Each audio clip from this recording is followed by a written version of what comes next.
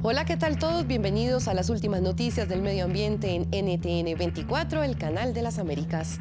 La Oficina de Atención y Prevención de Desastres de la Gobernación de Antioquia, en Colombia, lanzó una alerta ante los primeros estragos de la temporada invernal en Salgar y Caucasia. La alerta amarilla fue extendida a otros 30 municipios. Las fuertes lluvias afectaron 24 barrios de Caucasia y a unas 20.000 personas, según las autoridades locales, que reportaron pérdida de enseres y el riesgo de brotes de virus. En Salgar, las precipitaciones provocaron deslizamientos y el desbordamiento de las quebradas Los Chorros de Silva y Chamones, sin víctimas fatales. Según otras noticias, expertos, la capa de ozono registró una reducción de su agujero, hecho que generó aplausos entre la comunidad científica y ratificó que la aplicación del Protocolo de Montreal comenzó a dar sus primeros resultados. Capa de ozono.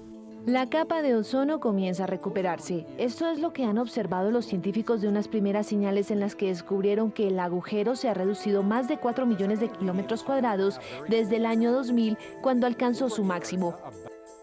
El estudio realizado por un equipo del Instituto Tecnológico de Massachusetts, MIT, fue publicado en el último número de la revista Science. Según los investigadores, más de la mitad de esa reducción se debió únicamente a la disminución del cloro atmosférico, aunque esa recuperación se ha ralentizado en ocasiones debido a los efectos de las erupciones volcánicas. Pero en general, el agujero de la capa de ozono parece estar en el camino de la recuperación. Según Susan Solomon, la autora principal del estudio y profesora de Química Atmosférica y Ciencia Climática en el MIT, a medida que los niveles de cloro vayan disipándose de la atmósfera, no ve motivos por los que el agujero no seguirá encogiéndose y eventualmente se cerraría de manera permanente hacia mediados de siglo. Para efectuar esta investigación, los científicos analizaron cada registro del agujero de la capa de ozono del mes de septiembre entre el año 2000 y 2015. En Santiago de Chile saludamos a Ernesto Gramsch, doctor en física, encargado de la red de medición de radiación ultravioleta de la Universidad de Santiago. Queremos saber qué avances en la ciencia representa la reducción del agotamiento de la capa de ozono. Bienvenido.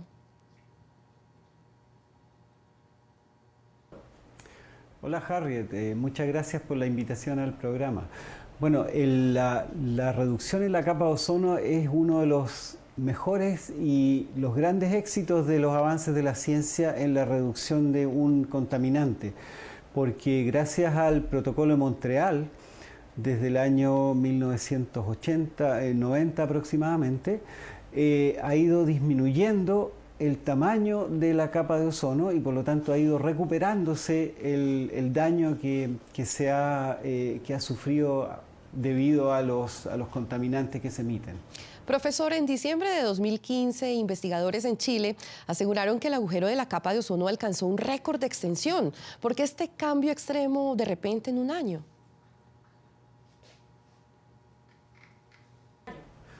Mire, ahí hay que tener en claro qué es lo que ha estado pasando con el agujero en la capa de ozono.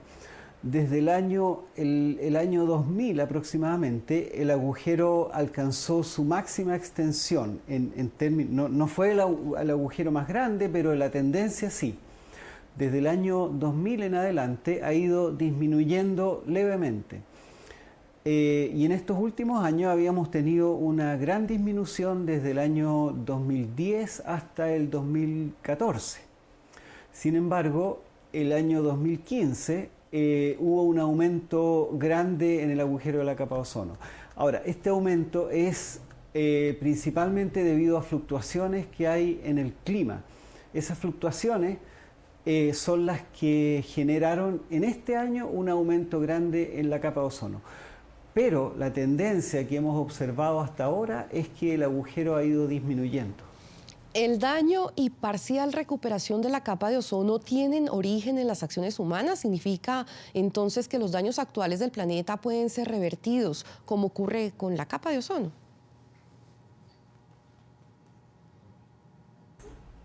Sí, es indudable que el ser humano afecta al planeta con sus emisiones, con todas las actividades industriales, etc. De hecho, el calentamiento global comenzó a principios de la revolución industrial, en los años el siglo XVIII. Pero el caso del agujero de la capa de ozono es, yo creo, el único o casi el único ejemplo exitoso de que la acción humana puede revertir este cambio. ¿Qué es lo que ha ocurrido? Es que gracias al protocolo de Montreal, las emisiones de los clorofluorocarbonos han ido disminuyendo y por lo tanto el agujero se ha ido recuperando. Esto es un ejemplo de que el hombre sí puede revertir los daños al planeta y por lo tanto es algo que hay que tratar de copiar o tratar de aplicar en otras circunstancias. Y eso a lo que me refiero es muy importante porque, por ejemplo, en el mundo en estos momentos ya casi no se producen clorofluorocarbonos. Se producen otros compuestos que afectan la capa de ozono, pero afectan mucho menos. Por lo tanto, el éxito de este programa de la disminución de la capa de ozono es algo que hay que copiar en los otros proyectos. Desde luego que sí. Profesor Gramsch, gracias por estar con nosotros. Muchas gracias, Harriet.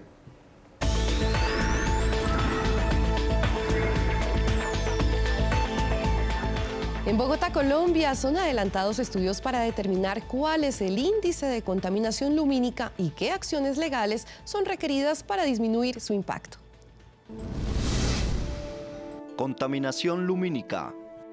Las estrellas y el cielo nocturno inspiran noche a noche a miles de habitantes del mundo, ya sea para dormir y descansar o sentarse a observarlas y admirar tan maravillosa creación. Pero en Bogotá, Colombia, ninguna de estas dos actividades pueden llevarse a cabo en su totalidad. A partir del año 2007 se creó la iniciativa Starlight. La iniciativa Starlight es la forma en la que la Unión Astronómica Internacional y en general todos los países a través de la UNESCO protegen el derecho a observar las estrellas. ¿Qué es este derecho? Es básicamente un derecho fundamental asociado a los derechos medioambientales que tenemos todos los seres humanos, que es inalienable y que es inenajenable. En la capital de Colombia son pocos los estudios realizados para establecer la contaminación lumínica. Sin embargo, Nicolás Amado, magíster en astronomía, junto con el Observatorio de la Universidad Nacional de Colombia, asegura que en la escala de Bortle de 1 a 9, Bogotá presenta una calidad de cielo tipo 9, lo que dificulta la visualización de estrellas y constelaciones. En Colombia sí tenemos un método para prevenir y disminuir la contaminación lumínica, que es el Reglamento Técnico de Iluminación y Alumbrado Público. Si bien es cierto, en este reglamento se contempla la disminución, tenemos un problema de eficacia y de eficiencia de cómo realmente aplicar esta normatividad. ¿Cuál es el propósito de la investigación que hicimos? Básicamente determinar si nuestra ley también cumple con los requerimientos internacionales establecidos por organizaciones como el International Data Sky Association, que es la principal y la primera entidad que realmente se encarga a nivel mundial de crear legislaciones y de decir cómo debemos combatir la contaminación lumínica. La falta de control sobre el uso de la red eléctrica de alumbrado público es uno de los temas que más preocupan a los integrantes del estudio de contaminación lumínica en Bogotá. Y precisamente la periodista Catalina Fernández está acompañada por uno de los investigadores sobre contaminación lumínica. Adelante. Hola Harriet, en este momento me encuentro con Nicolás Amado, magíster en astronomía de la Universidad Nacional de Colombia. Él es el autor del estudio de contaminación lumínica en Bogotá. En este momento quisiera preguntarle de dónde surge la idea de este estudio y qué resultados obtuvieron. Bueno, muchas gracias Catalina. La Universidad Nacional de Colombia, en particular el Observatorio Astronómico Nacional, decidió participar de una semana importante, la Semana de los Cielos Oscuros. Hace parte de la Unión Astronómica Internacional esta semana, haciendo mediciones de cielo, es decir, revisando cuál es la contaminación que existe en las noches para hacer observaciones astronómicas. Nosotros sabemos que Bogotá no es una ciudad limpia en contaminación, lo sabemos muy bien, y que además por la zona de nubosidad que presenta el centro en el que nos encontramos, no es fácil hacer un trabajo económico real. Sin embargo, como astrónomo, pues nosotros requerimos los mejores cielos posibles. Queríamos saber cuál era ese tipo de cielo con el que contamos. ¿Cuál es la importancia de este estudio? Bueno, cuando nosotros empezamos a revisar esos resultados, encontrábamos precisamente que las luminarias no eran las más adecuadas. De cierta manera podemos decir que la normatividad legal al respecto no se estaba cumpliendo. También al observar un poco que deficiencia física o fisiológica se presenta en el cuerpo humano ante tanta luminosidad, estábamos encontrando que el ser humano estaba está bastante afectado acá en Bogotá por ese tipo de luminarias. Gracias, señor Nicolás, por acompañarnos y darnos sus recomendaciones y por estar en Clímax de NTN 24.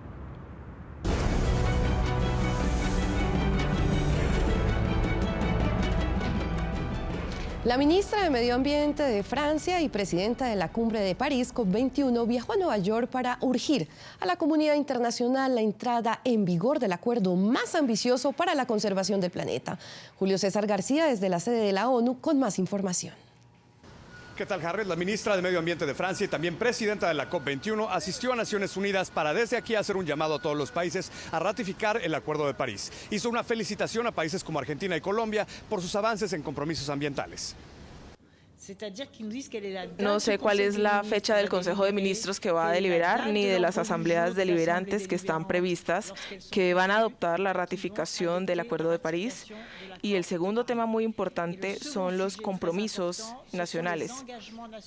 Cuando hacemos la suma de los compromisos nacionales, estamos a 3 grados de calentamiento global, no en 1,5 grados. Ahora hay 2 cosas por hacer. Primero, la ratificación, o sea, las acciones concretas, que son también tan importantes en los programas nacionales, para que tengamos una exigencia más fuerte de los primeros proyectos. Y América Latina está muy motivada porque el acuerdo se va a llevar a cabo en Perú y yo tengo una gran satisfacción por los diferentes países que participan, como Argentina, Colombia, en resumen todos los países. Ha habido muchas visitas oficiales por el Año de América Latina y Francia, que es una reunión de todos los embajadores de América Latina y algunos representantes de los gobiernos de esos países hace unas semanas en el Palacio del Eliseo, y también hay una declaración común del conjunto de los países de América Latina para comprometerse en la ratificación, y eso me alegra muchísimo.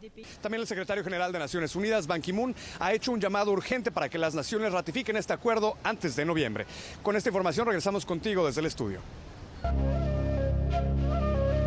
Científicos de Bolivia y Perú comenzarán una expedición para determinar la cantidad de especies de peces existentes en el lago Titicaca. El trabajo de campo pretende un monitoreo de la biomasa del lago. Serán tomadas muestras físico-químicas para establecer la penetración de luz, la temperatura, la cantidad de clorofila en las plantas y nutrientes, como su pH. El equipo hará su labor en Lago Mayor, Perú, y Lago Menor en Bolivia, luego de partir desde el centro piscícola de Tiquina a unos 130 kilómetros de La Paz.